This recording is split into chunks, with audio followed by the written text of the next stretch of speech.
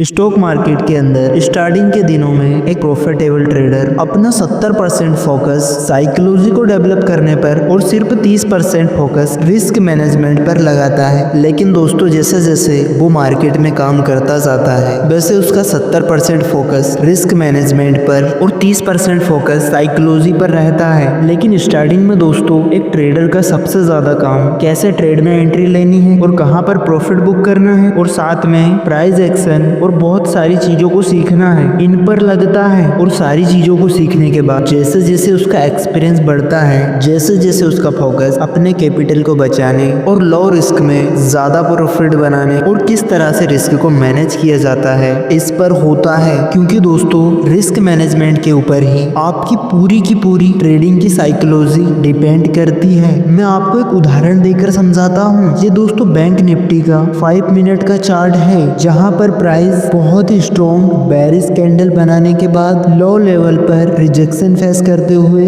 इस तरह लो में एक बिग कैंडल के साथ ग्रीन बुलिश कैंडल बनाती है। अब यहाँ पर प्राइस बार बार एक नंबर्स पर नीचे नहीं जा पा रहा है, मतलब यहाँ पर एक सपोर्ट लेवल बन रहा है। अब मान लो दोस्तों यहाँ पर दो ट्रेडर हैं और दोनों के पास ही 50-50 हजार का कैपिटल है। अब मार्केट सपोर्ट लेवल से ऊपर जा सकता है, तो इस चीज को देखकर पहले वाला ट्रेडर इस ग्रीन कैंडल के नीचे अपना स्टॉप लॉस लगाकर बाय में एंट्री लेता है। अब दूसरे वाला ट्रेडर कोई भी स्टॉप लॉस बिना लगाए वो ये सोचता है कि मार्केट अगर सपोर्ट से नीचे जाएगा तो मैं एग्जिट कर लूंगा और सिर्फ मन में सोचकर ट्रेड में एंट्री कर लेता है। लेकिन इसकी नेक्स्ट कैंडल एक बहुत बड़ी बेरिश कैंडल बनने के कारण मार्केट नीचे आ जाता है। तो यहाँ पर पहले वाले ट्रेडर ने जो स्टॉप लॉस लगाया था वो हिट हो जाने के कारण उसका 1000 रुपए का लॉस हो जाता है। लेकिन इसी टाइम पर दूसरा वाला ट्रेडर जिसने कोई स्टॉप लॉस नहीं लगाया था वो अभी भी इस ट्रेड में बना हुआ है, क्योंकि उसको लगता है कि मार्केट अभी भी यहाँ से ऊपर जा सकता है। और दोस्तों कुछ टाइम के बाद प्राइस थोड़ी सी धीरे धीरे ऊपर जाती है, जिसके कारण दूसरे वाले ट्रेडर को थोड़ा सा प्रॉफिट दिखाई देता है। लेकिन फिर थोड़ी देर बाद वापस से मार्केट रिवर्स करते हुए एक बहुत बड़ी रेड कैंडल बनाते हुए बहुत ज्यादा तेजी से नीचे जाने के कारण अब दूसरे वाला ट्रेडर अपने लॉस को बढ़ता हुआ देखकर बहुत ज्यादा घबराते हुए अपने ट्रेड से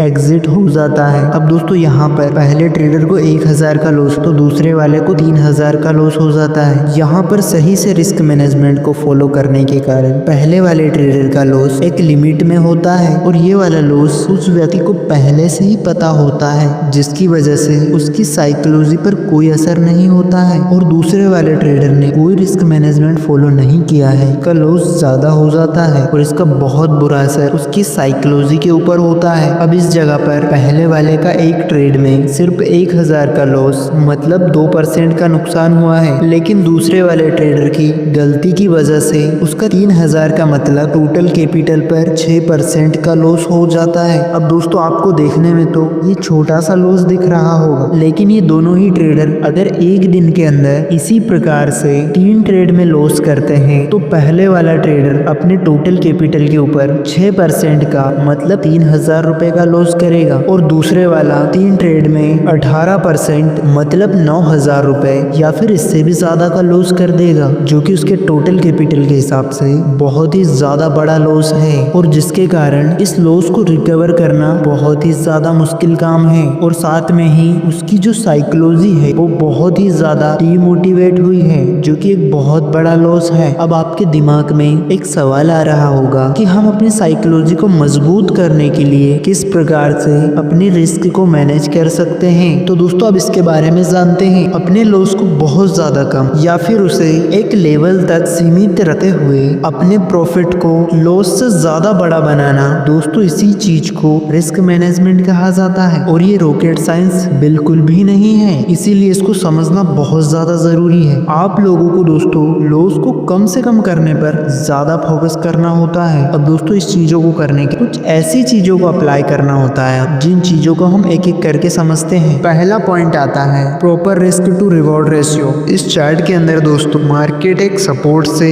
थोड़ा ऊपर जाता है और फिर वापस से एक ड्रैगन फ्लाई डोजी कैंडल बनाते हुए सपोर्ट पर बनाती है। दोस्तों ये कैंडल सपोर्ट के पास बनने के कारण इसके लिए अब प्राइस एक्शन के हिसाब से दोस्तों एक प्रकार से बुलिश सेटअप माना जाता है। अब इस चीज को देखकर आप बाय ट्रेड में एंट्री करने के लिए इस कैंडल के नीचे अपना स्टॉप लॉस लगा लगाकर 1/1 की रिस्क रिवॉर्ड रेशियो के हिसाब से करते हैं, तब आपकी ट्रेडिंग की एक्यूरेसी 60 से 70% होनी चाहिए, तभी आपको प्रॉफिट यहाँ पर देखने को मिलेगा। इसका ये मतलब है कि आपके पिछले 10 ट्रेड में अगर 6 या 7 ट्रेड में आपको प्रॉफिट हुआ है, तब आपकी ट्रेडिंग एक्यूरेसी 60 से 70% है। इस जगह पर जितने का लॉस लगा हुआ है, सेम उतने का ही प्रॉफिट सेट किया गया है, जिसके कारण से ये 1:1 का ट्रेडिंग सेटअप है। और मैं आपको बता दूं दोस्तों, ट्रेडिंग की भाषा में इसको सबसे ज्यादा खराब रेशियो माना गया है। और इस तरह के ट्रेड का सेटअप ऐसे ट्रेडर करते हैं जो बहुत लंबे टाइम से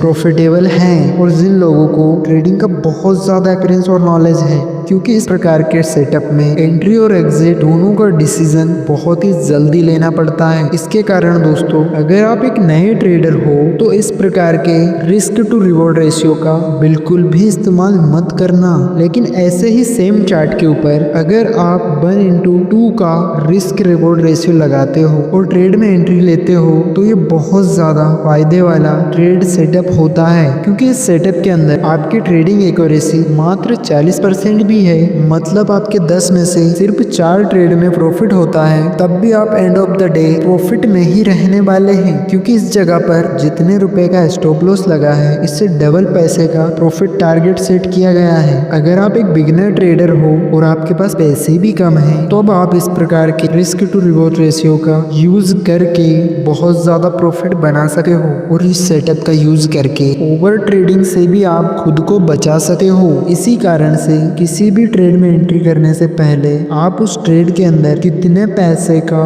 लॉस लेने के लिए तैयार हैं, इसको जरूर सोचना पड़ता है। दोस्तों, अब नेक्स्ट टॉपिक में प्रीमिंटिंग ऑफ क्वांटिटी या फिर एवरेज अप कैसे करते हैं और पोजीशन साइज को किस प्रकार से मैनेज करना है, इस बात को जानते हैं। ये दोस्तों 5 मिनट का चार्ट है। मार्केट गैप में ओपन होने के बाद इस प्रकार से नीचे गिरने लगता है और उस दिन के स्विंग हाई के साथ ही 24,200 इस लेवल के आसपास आकर इस प्रकार से एक लॉन्ग लोअर वाली बिग कैंडल को फॉर्म करता है। अब दोस्तों, मार्केट यहाँ पर सपोर्ट लेवल पर ट्रेड कर रहा है और एक रिजेक्शन कैंडल भी चार्ट के ऊपर बनी है। मतलब यहाँ से मार्केट वापस जाने की बहुत ज्यादा संभावना है। अब एक ग्रीन कैंडल पिछली रिजेक्शन कैंडल के ऊपर क्लोज होती है, तो ये ट्रेड की कंफर्मेशन को मानते हुए आप इस सपोर्ट के नीचे स्टॉप लॉस लगाकर दिन के हाई तक का प्रॉफिट को टारगेट रखते हुए लॉन्ग ट्रेड के अंदर एंट्री ले सकते हैं। अब दोस्तों, हम मान लेते हैं कि आपके पास ट्रेडिंग का कैपिटल 1 लाख रुपए है और आपने इस ट्रेड के अंदर टोटल 5,000 रुपए का लॉस लेने का सोच लिया है और उसके हिसाब से ही आपने स्टॉप लॉस लगाया है। अब दोस्तों,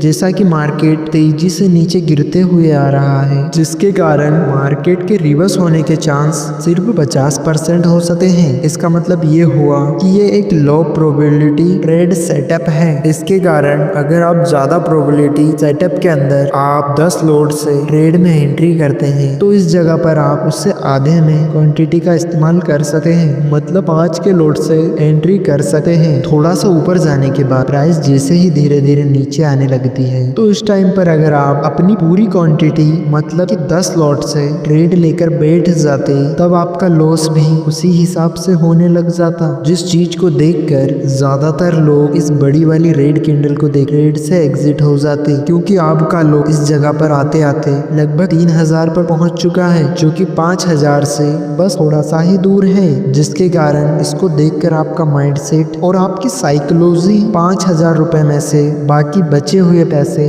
2,000 को बचाने के लिए जैसे ही लॉस 3,000 पर पहुंचता है, आपको इस ट्रेड से एग्जिट लेने का सिग्नल मिलता है और आपका दिमाग उसी प्रकार से काम करते हुए स्टॉप लॉस को हिट होने से पहले ही ट्रेड से एग्जिट कर लेते हैं। अगर दोस्तों आपके साथ भी ऐसा होता है या फिर इससे पहले कभी आपके साथ हुआ है, तो कमेंट में जरूर लिख दो दोस्तों। अब इस प्रकार की स्थिति से निपटने के लिए यहाँ पर क्वांटिटी प्रीमिटिंग या फिर ट्रेड एवरेज अप इस टेक्निक का उपयोग कर सकते हैं। आपके हिसाब से ये लो प्रोबेबिलिटी सेटअप है, जिसके कारण ही आप इस कैंडल के बाद सारी क्वांटिटी से एंट्री ना करते हुए सिर्फ 50% 10% क्वांटिटी से, मतलब 5 के लॉट से यहाँ पर लॉन्ग ट्रेड में एंट्री कर सकते हैं। यहाँ पर आपका प्रॉफिट टारगेट और स्टॉप लॉस दोनों पिछली बार की तरह ही होते हैं, लेकिन आपकी जो लॉट साइज है वो कम हो चुकी है। अब दोस्तों जैसे ही प्राइस आपकी अगेंस्ट जाकर इस तरह से नीचे आती है, तब इस पॉइंट पर आपको सिर्फ 1500 का लॉस ही दिखाई देगा, जो कि 3000 के मुकाबले आधा है। अब आपका लॉस आपके कंट्रोल में है और इसको देखकर आपकी साइकोलॉजी पर कोई भी असर नहीं होगा, जिसके कारण आप आराम से बैठकर आप स्टॉप लॉस का बेट कर पाएंगे और इस ट्रेड को क्लोज करने की आपको जल्दी नहीं होगी।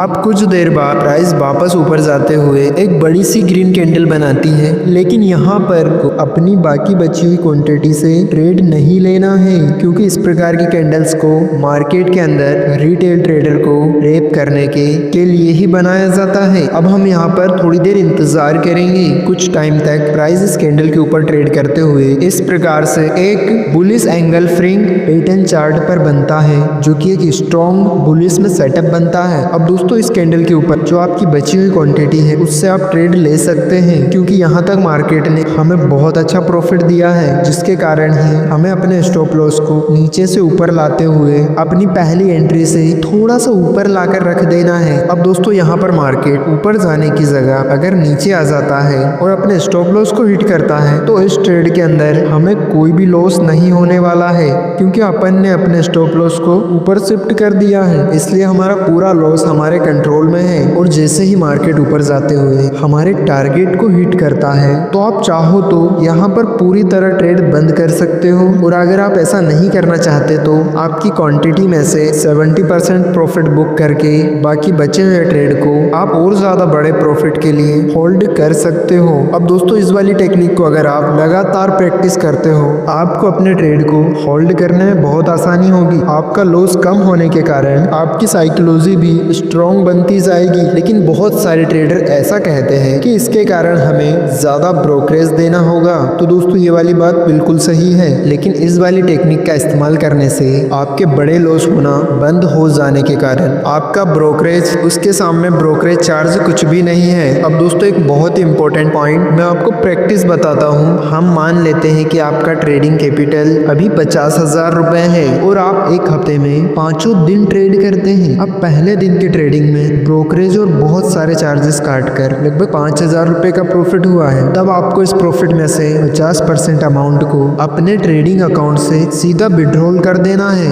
अब दूसरे दिन आपके पास 2500 रुपए का कैपिटल अवेलेबल होगा। अगर आपको फिर से प्रॉफिट होता है तब फिर से आप 50% विड्रॉल कर लें, लेकिन तीसरे दिन आपको लॉस होता है तो आपको कोई भी विड्रॉल नहीं लेना है और ना ही ट्रेडिंग अकाउंट में डालना है। अब दोस्तों इस वाली प्रैक्टिस को अगर आप लगभग 1 महीना कंटिन्यू फॉलो करते हो, तब आपको आपका मनी मैनेजमेंट इम्प्रूव होते दिखेगा, क्योंकि जिस दिन आपका लॉस होता है उसके दूसरे दिन जब आप ट्रेडिंग करते हैं तो उस दिन आपके पास पहले दिन के मुकाबले कम कैपिटल होने की वजह से आप अपने पिछले लॉस को रिकवर करने के लिए बड़ी क्वांटिटी से बड़े बड़े ट्रेड नहीं ले पाएंगे और ओवर ट्रेडिंग से बिल्कुल बच जाएंगे, जिसका पूरा असर आपकी ट्रेडिंग की साइकोलॉजी और आपके दिमाग को स्ट्रॉन्ग करने में होगा। और इसी प्रकार की छोटी छोटी बातें आपको एक प्रॉफिटेबल ट्रेडर बनाती है। अब दोस्तों रिस्क मैनेजमेंट के अगले वीडियो में हम और भी बहुत सारी टेक्निक्स को समझेंगे, और मैं उम्मीद करता हूं दोस्तों कि मैंने जो आपको बातें बताई हैं आप उनको जरूर प्रैक्टिस करेंगे। तो अब दोस्तों अगर आपको वीडियो अच्छी लगी है तो वीडियो को लाइक करने के साथ ही चैनल को सब्सक्राइब जरूर करें। Thanks for watching video.